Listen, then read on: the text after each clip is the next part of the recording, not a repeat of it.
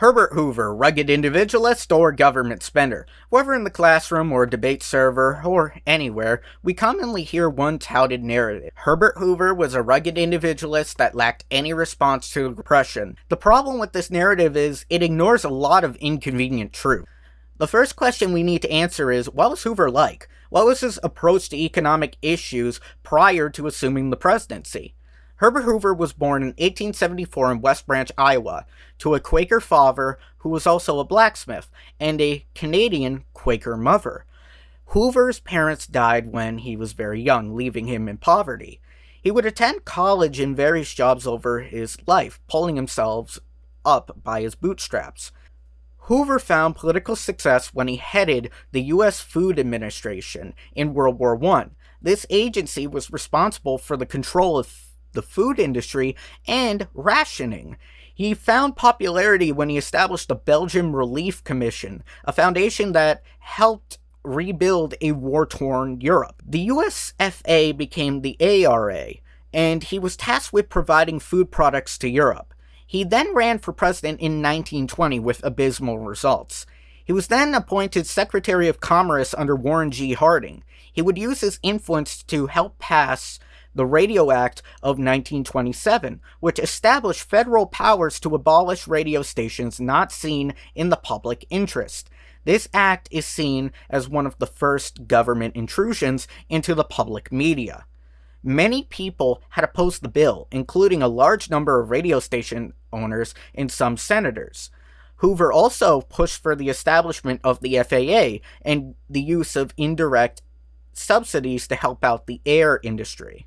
As we can see from his early history, he wasn't above using governmental powers to obtain what he saw right. The rugged individualist and supposed laissez-faire promoter was instead an interventionist that used government powers when it was convenient to meet his ends.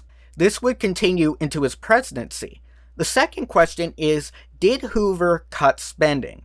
Hoover had inherited the previous administration's spending, which was $3.1 billion. In 1931, the federal spending had increased to $3.6 billion, and in 1932, it had soared to $4.6 billion. Herbert Hoover, during his presidency, would then expand the Federal Farm Board. The FFB was an agency created to provide loans to farms and farmer co-ops. The goal was to prevent a price fall and maintain a surplus of product. This is not the work of a rugged, laissez-faire capitalist. This is the work of somebody that saw the state as a means to an end.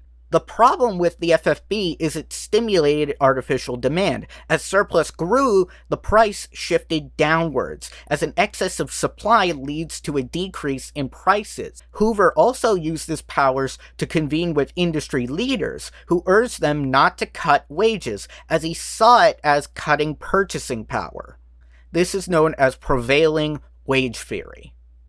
He also established his own New Deal. He established a number of agencies under his tenure: Public Works Programs, the Federal Farm Board, the Reconstruction Finance Corporation. Hoover then increased the top income tax from 25% to 63%.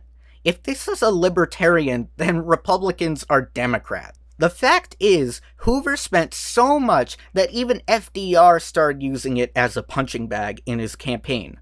Under the platform he ran under, he advocated for a reduction in spending.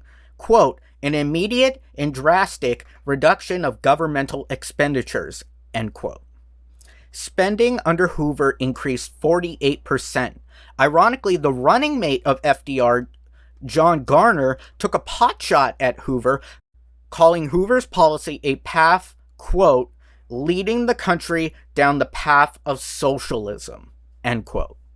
The final point I will end with is his policy on international trade under his administration. He signed the Smoot-Hawley Tariff Act, which is cited among the majority of economists as the accelerating factor which made the Depression worse. The Smoot-Hawley Tariff Act was devised as a protectionist policy to prevent foreign competition from ruining the American economy.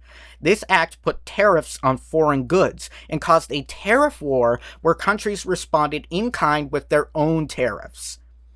The result being a slowdown in the global economy and near collapse of American trade. Now I would like to quote a famous president of the era. Try to guess who said this. "We might have done nothing. This would have been utter ruin.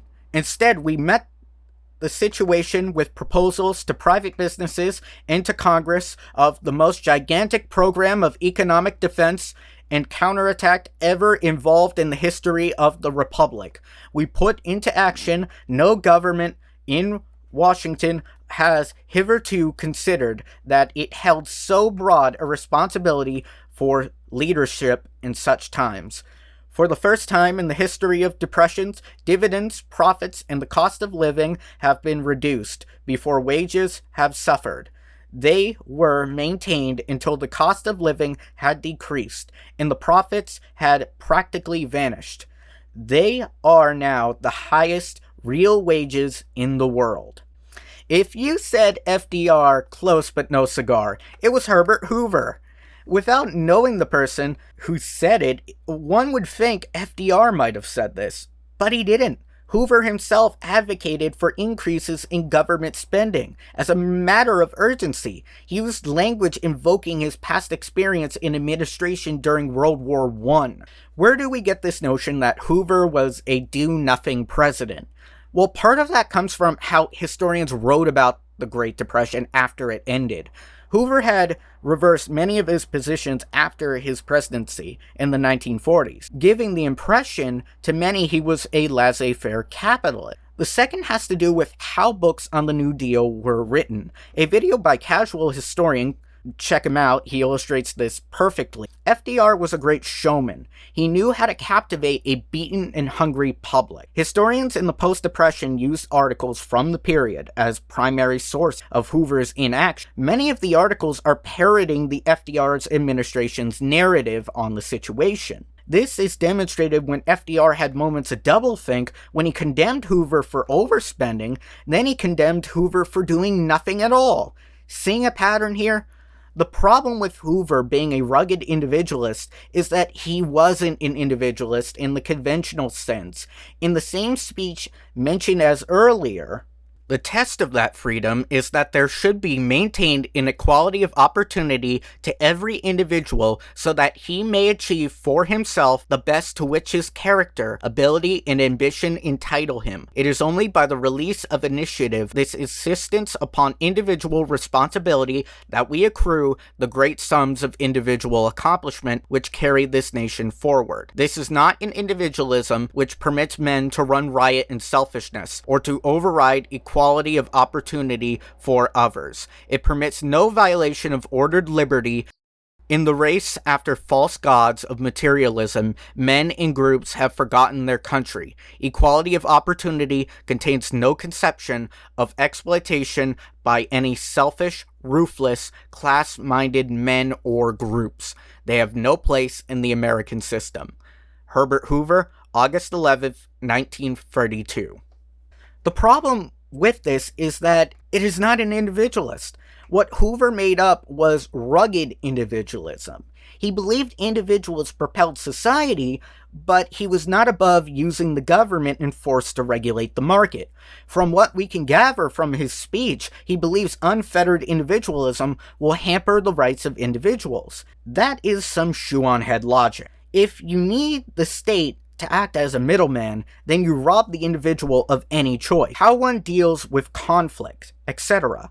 Hoover thought you could be an individual and still have the state intervene in your life. He pushed for the Radio Act to control the media. He grew spending by a considerable margin, and he used his powers to regulate countless industries.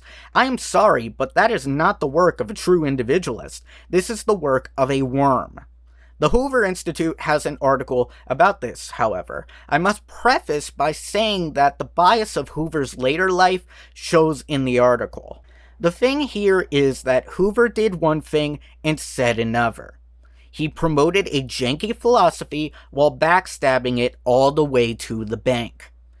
Herbert Hoover was a planner. That could be seen in the early 1920s when he drew up New Deal-like plans. He planned for an increase in taxes, he planned for a massive public works program, and expansions of government power.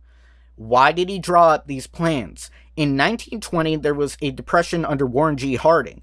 Hoover drew up plans, but the depression was over before he could advocate or put them in place. He always kept those plans on standby in case of another emergency. He got the chance when the stock market crashed in 1929. He wasted no time in putting them into action. I want to end with a quote by Rexford Tugwell, a close advisor to FDR. Practically the whole New Deal was extrapolated from programs that Hoover started. When it was all over, I once made a list of New Deal ventures begun during Hoover's years as Secretary of Commerce and then as President. I had to conclude that his policies were substantially correct. The New Deal owed much to what he had begun. Hoover had wanted and had said clearly enough that he wanted nearly all the changes now brought under the New Deal label. The biggest lie in American history taught in schools is that do-nothing Hoover narrative. For many years, it has been taught as fact, when in reality it reeks of gaslighting. Many modern historians have now realized this narrative to be false. There are a number of videos, books, and documentaries on the matter. I suggest FDR's Folly by Jim Powell, Casual Historian's video, linked below, and various articles from History.com, Mises Institute, Econ Library, and the Foundation for Economic Education, and many others. If you liked the video, please subscribe, give it a like. Hope you guys loved it, and have a great week.